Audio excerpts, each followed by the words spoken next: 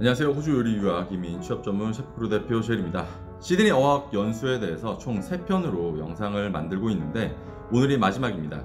오늘은 호주에서 컬리지를 입학하실 때 IELTS 점수를 가지고 들어가는 것과 영어 연수를 통해서 들어가는 것에 대한 비교를 해드리겠습니다. 원래 영어 연수를 통해서 대학을 들어가는 게 정상적인 대학 입학 방법이라고 생각을 합니다. 특히나 이제 요리학교나 컬리지 같은 2년제 전문학교는 입학 커트라인이 IELTS 5.5 오버롤인데 토익 점수로 따져보면 거의 750점에서 한 780점 정도 되는 점수라고 생각을 합니다. 이거보다 낮은 점수일 수도 있어요. 이 점수로 대학 수업을 이해하고 과제를 수행하고 요리 유학 같은 경우 취업까지 해야 되는데 가능하다고 생각하십니까? 직업 전문 대학교이다 보니 수업은 여차저차 신기하게 가능하기는 한데 문제는 취업이죠. 영어 연수 비용 아끼겠다고 IELTS 학원에서 꾸역꾸역 족보와 정답 맞추기식 영어를 해서 저 점수를 받아서 대학을 들어간들 도대체 뭘 제대로 얻을 수 있겠습니까? 그냥 조금 더 돈을 모아서 제대로 영어 연수하고 현지에 익숙해지는 시간도 갖고 영어를 쓰는 기간도 갖고 대학을 준비하셨으면 해요. 전문대학교 입학 점수가 낮으니까 대학 수준하고 호주 생활하고 취업 레벨을 너무 낮게 보시는 것 같은데 대학을 들어가는 순간 레이스 시작이고 뒤로 돌릴 수 없습니다. 대학은 본인이 영어를 할 수 있다는 전제하에 수업을 하고 과제를 내어주죠. 취업 환경은 더욱 가혹하겠죠. 학생은 학교라는 울타리라도 있고 유학생이라는 어드밴테이지도 존재하는데 돈과 이익을 목적으로 하는 업장은 딱 본인의 능력만 봅니다.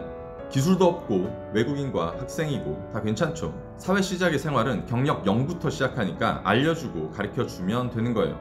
그런데 못 알아먹고 말도 못 해봐요. 정신 나가겠죠. 어학연수를 통해서 배우는 것들은 아주 다양합니다. 외국인들과 자연스러운 영어를 시작할 수 있다는 것, 다양한 나라의 사람들을 만나면서 그들의 악센트를 이미 알 수 있다는 점, 주방에서도 똑같이 겪는 일이겠죠.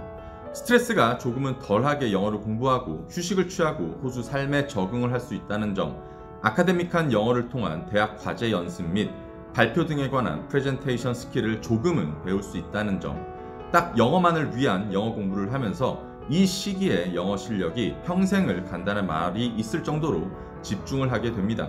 상식적으로도 어학연수를 하고 대학을 들어가는 게 저는 맞다고 생각을 합니다. 저는 IELTS 점수가 6.0 이상이면 사실 어학연수는 그다지 필요 없다고는 생각해요. 이미 영어의 센스나 공부를 어느 정도 이루신 분들이라고 생각을 합니다. 이런 분들도 어학연수를 하시려면 한 달이나 최대 3개월 정도는 하시길 바래요. 현지 적응도 생각하시면 될 것 같습니다. 3개월 정도 하시려면 자유토론 수업이나 말하기와 듣기 위주의 높은 수준의 반을 추천드립니다. 이런 반에 들어가서 한 번 더 영어의 벽을 느껴보는 것도 좋다고 생각해요. 5.0을 받으셨다면 무조건 3개월에서 6개월 정도는 어학연수를 하시고 대학 입학하시길 권해드립니다. 이 점수가 굉장히 애매하긴 해요. 잘하는 것도 못하는 것도 아니고 찍어서 점수를 받는 것일 수도 있고 아무튼 애매합니다. 그래서 만약 말하기와 쓰기 영역에서 점수를 까먹고 읽기와 듣기에서 점수를 채워 넣었다면 나중에 6.0을 받아야 하는 시기 정말 어려울 수 있어요. 어학연수를 통해서 말하기 능력을 꼭 비약적으로 늘리셔야 한다는 점 잊지 마시길 바랍니다. 만약 IELTS 공부를 하나도 안 하고 5.5가 나오셨다면 영어를 어느 정도 잘 하시는 거라는 건 본인이 아시길 바래요. 5.0 이하의 점수를 받으셨다면 지금부터 IELTS 학원도 다시 다니시면서 어학연수 통해서 입학하시는 걸 강력하게 추천을 드립니다. 영어 못하시는 분이에요.